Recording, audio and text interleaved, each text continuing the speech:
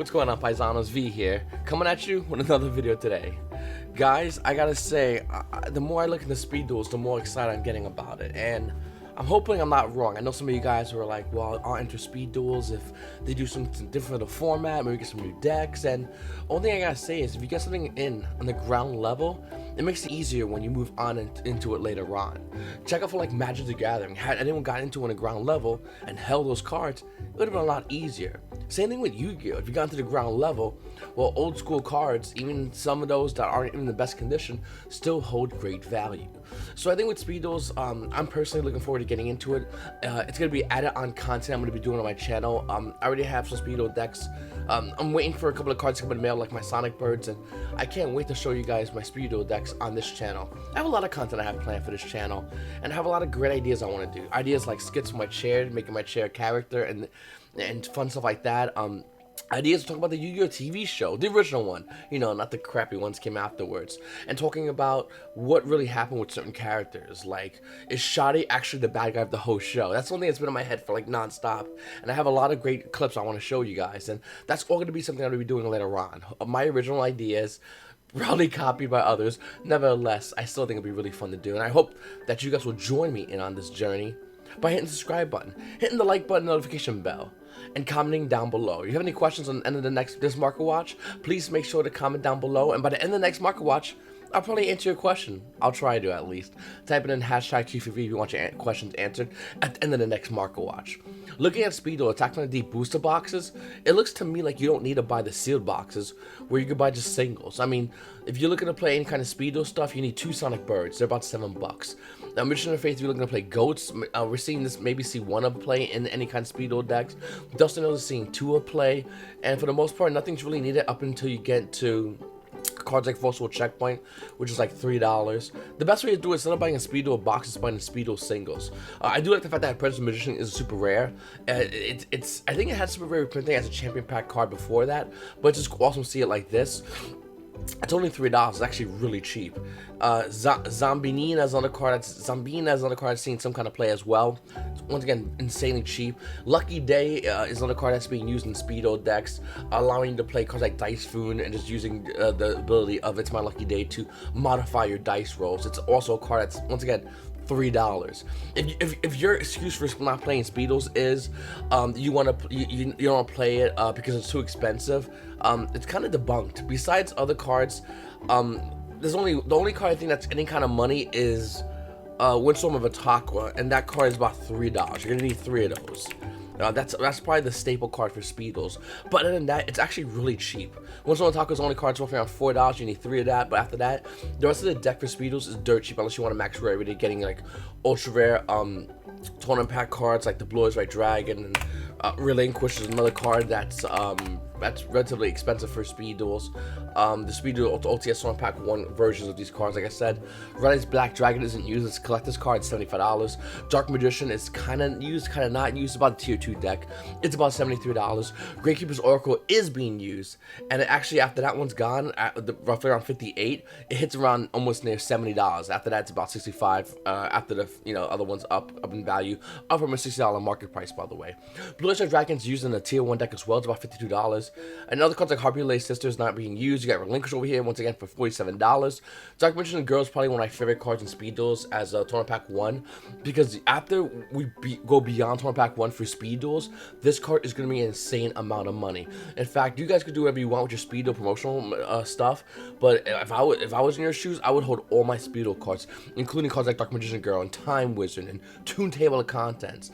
I mean, these are just great cards that are definitely going to have huge collector's value moving forward in the future, which gives you another dynamic when looking at speed duels and seeing the fact that, wait a minute, speed duel cards can have value in the future? I should probably keep my eye on that. And if you ever look at the speed duels, once again, joining in a speed duel tournament, getting a speed duels tournament pack 1 can get you 2 of these super rare cards, which I think once again will have a huge impact in the market in the future. So keep an eye out for this one. Tournament pack 1s of things, pretty good normally. And I think once again, speed duels is something that I think a lot of Yu-Gi-Oh players, as we get more sets, we're gonna have more of a diverse meta. I think it's only good, better for the game, for the player base. The only thing I wish that speed duels would do, well, Konami would do is give us a Speed Duels World Championship, a national qualifier. In fact, if I was you guys, I would email Konami or type into on Facebook to them and say, hi, Peru got a championship qualifier, a national championship for Speed Duels.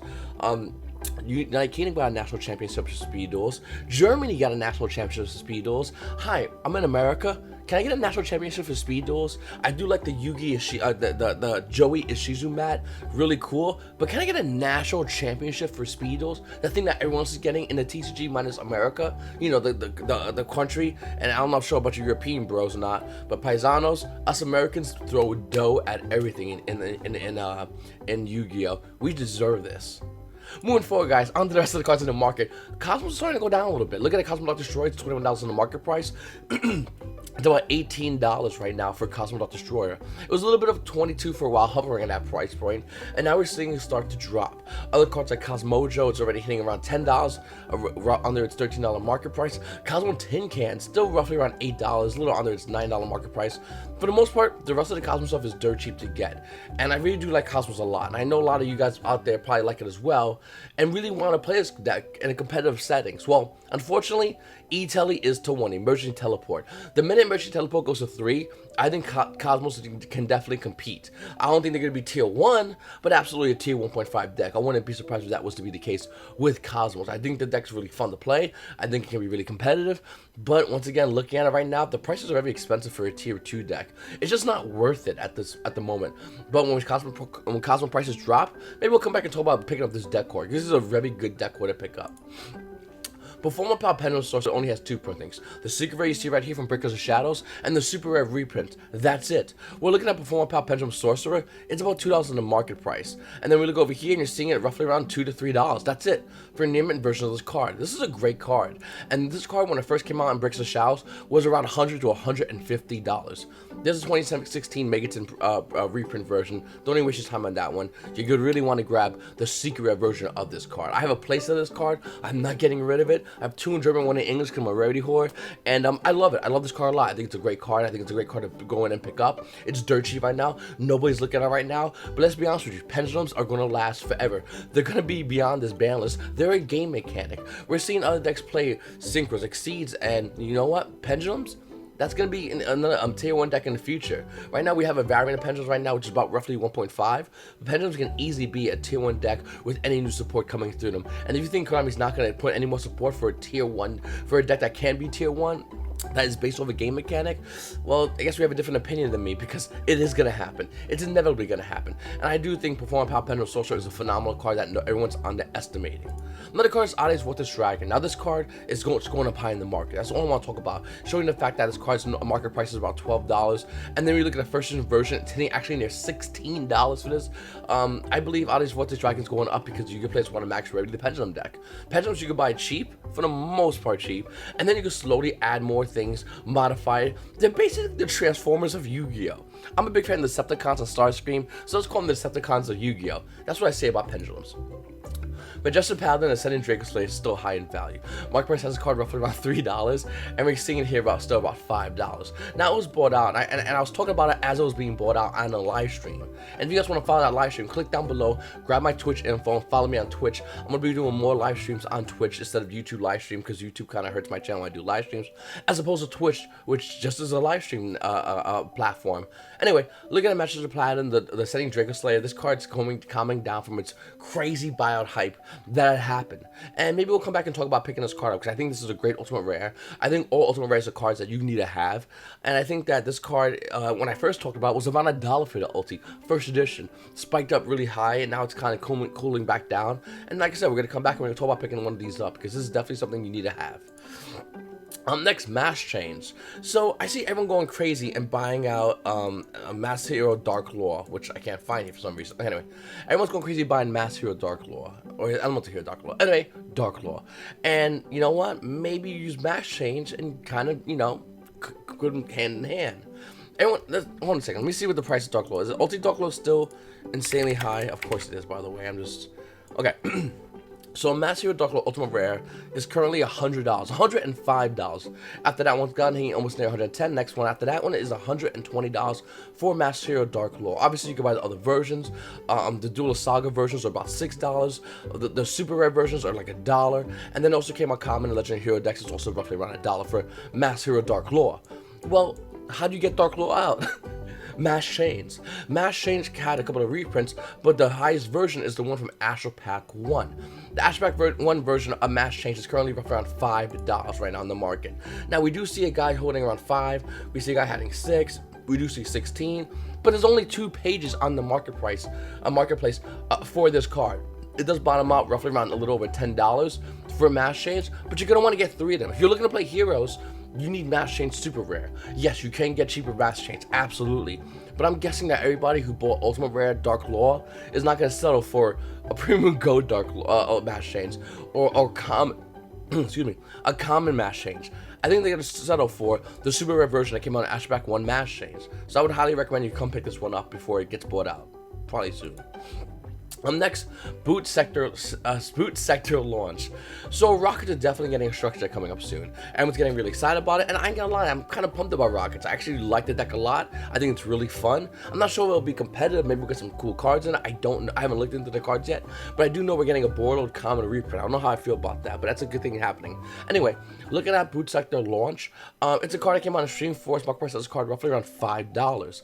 Well, looking at it, unlimited version is about $5, and it's the same as the first edition version, about $5 for this card. I'm guessing Yu-Gi-Oh! Players had, once again, I didn't see the structure deck for Rockets, but I'm guessing Yu-Gi-Oh! Players had a little peek at so that Boot Sector Launch wasn't in it, and they just grabbed it, I guess. I mean, that's all I could guess for the moment. But this card definitely is starting to go a little bit higher and higher in value. I don't know if Rockets are going to be good. I don't think they're going to be good, but it'd be really cool if they were good. The only problem is, if this card is the only card that came out in Stream Force, is it going to get a reprint? Who knows? We'll find out hopefully in the future. Up next, Alex Guitar Star Ultimate Rare.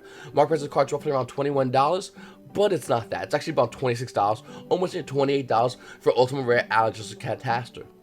I don't really know why this card's worth anything, to be honest with you. I like it. I think it's really cool. You know, I think the Dual 101's kind of cool as well. It's about $4, unless you want the premium one, which is about $100. But, you know, peanuts, potatoes, all that little silly stuff. Then you got the secret versions, which is about like $2. Basically, Alex Catastrophe is all over the place on its price points. But Ultimate versions are going higher in value for the Ultimate version of Catastrophe from Turtle Pack Booster 7. And it's probably because it came out in Turtle Pack Booster 7. A long time ago, basically. The same Turtle Pack that had Ultra Book of Moon, Super Rare Extra Partial, Super Rare Yellow Gadget, and all this other spicy stuff in there. Basically, old Yu-Gi-Oh! Card, hard to get, marking easily manipulated, and that's basically what we're seeing here. Fishborg Blaster. And you know what? I just want to pause real quickly and say, we are getting...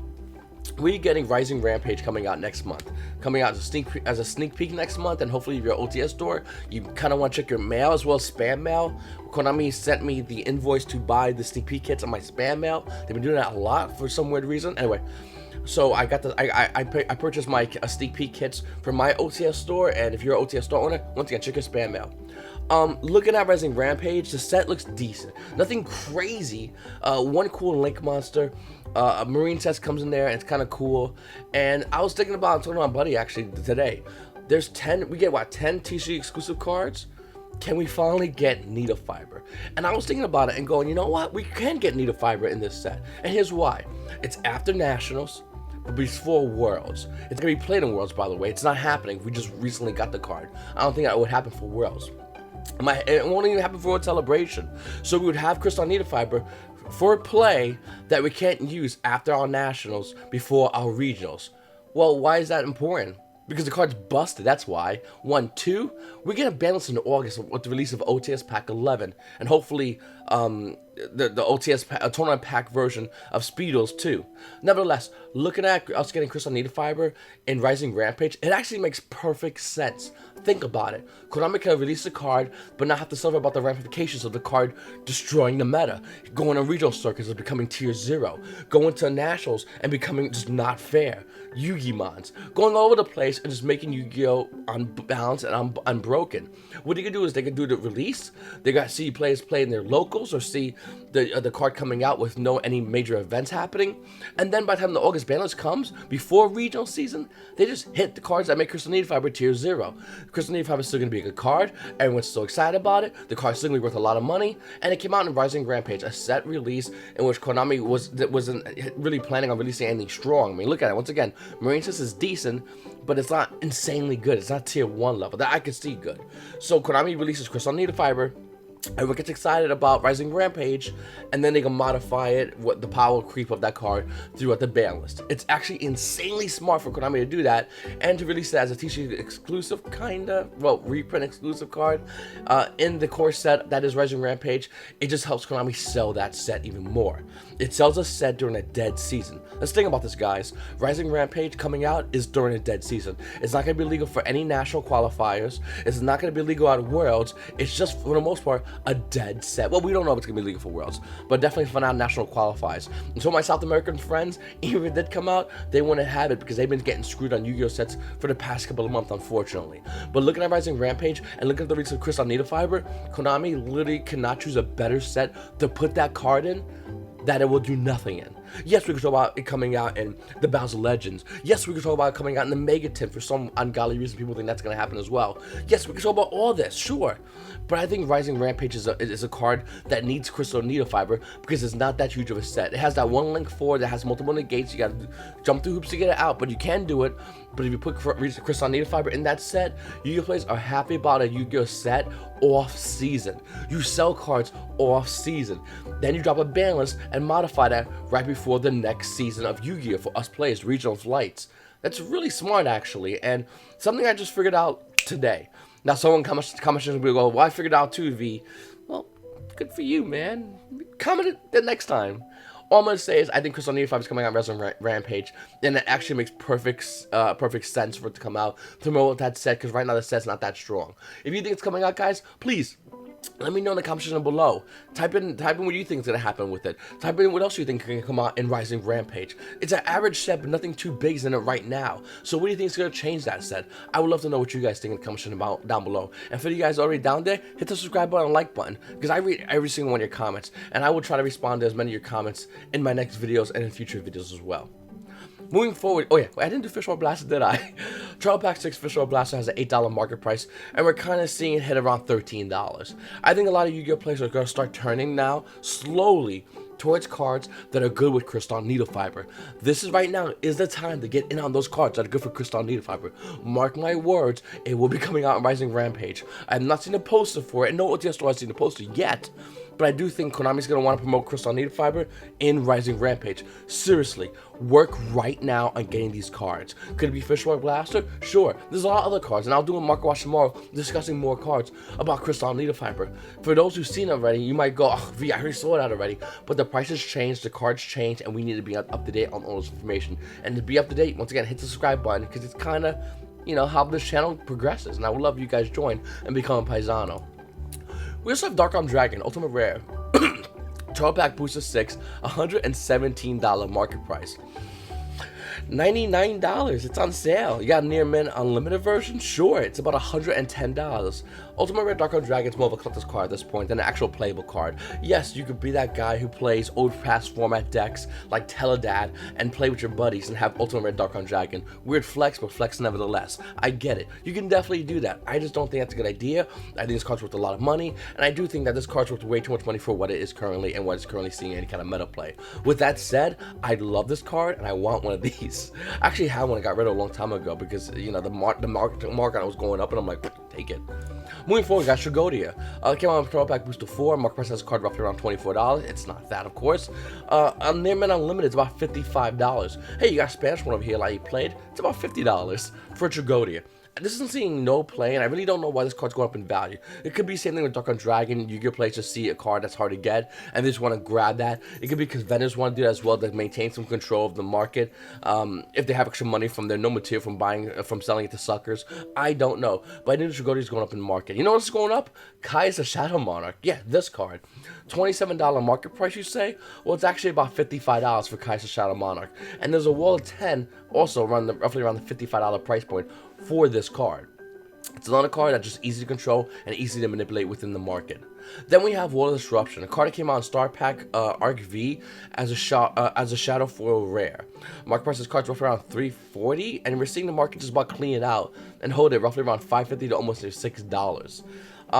It's a trap card when your opponent activates. When your opponent's monster clears an attack, all attack position monsters your opponent controls lose 800 attack for each monster they control. Now, the Shadow Foil Rare, it's about a little over $5. But there's other versions, like the common version, which is $1. There's tons of common versions, actually, that are like $1 to 10 cents. This card's a quarter box special, but somehow the Shadow Foil Rare has value. Don't really understand that one myself, my fellow paisanos. Look at that Wing Karibo from Lost Millennium. Ultimate Rare, you say? Collector's card? GX card? So, you know, collector's gonna get in on this? Let's figure it out. Market price is roughly around $50. Yeah, no, it's not that. It's about $81. After that one is gone, though, the card quickly hits about $89. Then hits around $120 for a Wing Karibo Ultimate Rare. Once again, it's a GX era card. I've been saying it for a while, but I'm really going to emphasize that collectors are still collecting original Yu-Gi-Oh! They just moved into GX. And as we move on, we might see collectors move into the 5Ds era Yu-Gi-Oh! Which might not be for a good amount of time. Nevertheless, GX era cards are starting to go up in value because collectors and, oh yeah, hero players are just grabbing up all their stuff. Also, we have Pot of Avarice. Another card that is a great potential card to come off the ban list, believe it or not. Market price Ultimate Rare Pot of Avarice is about $30. And then we look over here and see a lightly play one for about $70. And then it quickly hits about $100 on the bottom of the page. I don't know about Pot of Avarice. I really want this card. I think this card should have been off the ban list for a while, but with the current meta we have right now, it can't. And I think the only way Pot of Avarice can come off the ban list is either the ban list in August or the ban list after that, when the meta calms down, when Konami basically kills, if not lowers the power level of all these decks in our tier 1, and maybe even 1.5, brings them down so Konami can make room for a new tier 1, and then of course bring out Pot of Avarice in there. And you know what? Konami's going to reprint Pot of Avarice. That's a good indicator of this card actually coming back as well. We've seen it with like Imperial Order. We've seen it with Solemn Judgment. I wouldn't be surprised if we see Pot of Avarice and maybe even Harpy's Feather also get another reprint. Then we have Elemental Hero Escorido. I always say Escorido. I know it's not how you say it, but you know what? This card's a long last name. Letters dancing around my tongue. Can't handle it. GX Manga promo version is about $13, which is roughly around its market price. Then you got the Star Park 2013 Star Foil Rare, which is about $9, higher than $7 market price. You got the Common in Star Pack 2013, that's also about $9. So Escorido, whatever his name is about $9 minimum. Whether it's Common, Star Foil, or even Ultra Rare, it's at least $9 for this card. So you might want to check your dollar binders and quarter boxes. Then we have Jerk Alo. Now, Jerk Alo DT4 is roughly stabilizing in its market price. Market price is about $12. It's actually roughly around $13. The City Arsenal 4 Super Rare versions has it about $9.50, but we're seeing it over here. Actually, we're seeing it here for the Super Rare. We're seeing here Super Rare roughly around $8. It's a little bit under its market price, and I think the Dual Tornado 4 version is going to maintain a little bit high because it's Dual Tornado is harder to get. I think this is still, up there because of hype with all the dinosaur players that saw the bands and were like, we're playing dinos, and they ran at this and grab all their alios up because they can still do mad dope combo plays. Yo, I don't know, but you let me know if you guys have one of these because a DT4 Alo looks really nice. Common question of the day comes from Casual Chaos. He says, my wife sells my cards on eBay. Okay. She will randomly go through my trade binder and post some cards on eBay. She posts 3 Nearman Ulti Odd Eyes. Saw your video with the Odd Eyes and I was like, cool, I'm set, I have my play set. Then I got a notification saying my Odd Eyes were sold. This Paisanos moves fast. Sold them for $15 each. Should I pick them up again or just cry and hold on to every ulti I have now?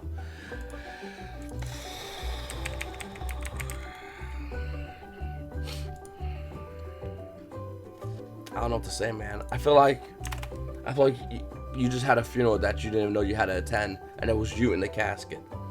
So you say you sold them for $15 each? And looking on TC Player, market price is roughly around $8. Your min has about almost near 10s. First editions are hitting around 11s. After that one's gone, it's about 11s. You made good money. You made probably after eBay fees and whatnot, you probably broke even at the eBay, PayPal fees, shipping, and all that stuff. You probably broke even on your Oddest Pendulum Dragon if you did the Ultimate Rare, which I think you said you did, right? Okay. With that said, I have great advice. Never let your wife look through your Yu-Gi-Oh cards. Just don't do it. My wife, I've been married. I've been with my wife. I'm 35. I've been with her since I was 19. My wife has touched my Yu-Gi-Oh cards once her entire life. Her entire life we've been together. My Yu-Gi-Oh cards have been my thing. Just like her stupid, silly TV show she likes to watch has been her thing. I don't really. If I like the show, I'll watch it with her. But as far as like, I don't really mess with that, and she'll never mess with me and with my stuff. And the reason why we separated is because I enjoy Yu-Gi-Oh! And she enjoyed it. One time she grabbed my bag, she picked it up, and she's like, "You want to mess with me?" And I'm like, there's a couple of things in this world, and her name's, my wife's Angie. I love her to death. I really do. Yu-Gi-Oh! Beyond. So, I mean, this probably make a lot more sense that way. I go, I don't know if I should tell you this story. Maybe I'll do a video on that. I don't know. Anyway, you don't let her touch your Yu-Gi-Oh! cards. You just don't let her touch it. Don't let her touch it on eBay. Don't even have her look at it. That is your thing. That's your special thing. And if you go, well, V, me and my girl play Yu-Gi-Oh! That's adorable. But for real, though, tell her you got the room. Tell her you hear the dishwasher, or you hear the washing machine, or just get her out the room. Tell her mom's calling. Do whatever you do to get her out that room and rush her out the room. Tell her the baby's crying. Just get her out that room. Between you and V, okay, fellow paisanos, no wife should be touching paisano cards. You just don't do it. There's just certain things you just don't do. Let me give you an example. I had a brand new Cadillac when I was younger that my mother bought for me, you know, when I was gonna have my first son. My wife was my passenger. She was never like, I'll take your car, I'll drive your car. There was never like, hey, you know, I'm gonna hang by your car. No. That's my thing. You have your thing, and I respect the crap out of it. I do, and I'll do whatever I can to make you happy with it. But on my thing, you don't touch my thing. You know what I'm saying? Am I making sense here, or am I just talking to a wall? Because I feel like you're gonna try to come up with some line like, but she's really cool at Yu-Gi-Oh! This video is getting demonetized. I have a couple of female viewers. You girls are the exceptions. If you're a female viewer and you play Yu-Gi-Oh! Female paisano, you're the exception. And I welcome you with open arms. Don't let your man touch your Yu-Gi-Oh! Cards by female paisanos. Because obviously that's your thing. You know what I'm saying?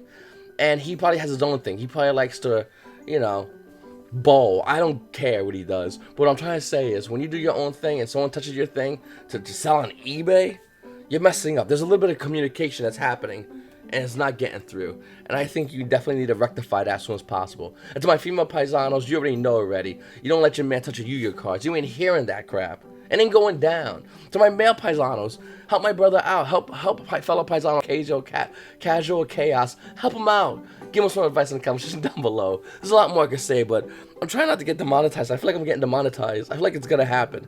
I feel like saying is something I should not do as well in this video. This video's kind of crappy. I would edit this video out, but I just don't have the time or care or consideration. Casual chaos, I hope everything goes well for you. I hope you and your wife have a long and healthy relationship and life. Don't let her look through the Yu-Gi-Oh! Cards. Anyway, paisanos, your boy V, subscribe my videos, that's my 2 cents. You paisanos, and you paisanos, casual chaos, have a great day.